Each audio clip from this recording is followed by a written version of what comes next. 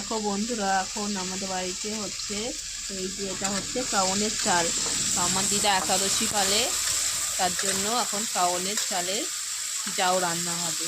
আর এখানে দিয়ে দিয়েছে পেঁপে, আলু, আর এখানে কিছু পরিমাণ ছন্দক লবণ দেওয়া হচ্ছে। তো এটাকে এখন ভালো করে ভেজে নেব। আর এর মধ্যে লঙ্কাও দেওয়া আছে। এবার এর ভিতর দিয়ে দিচ্ছে কাওনের চাল। তো এটাকে ভালো করে ভেজে নেব। এটা হচ্ছে সামার চাল, সামার চালও বলা হয়। এটাকে এখন ভালো করে ভেজে নেব। তো এবার জল দিয়ে দিলাম।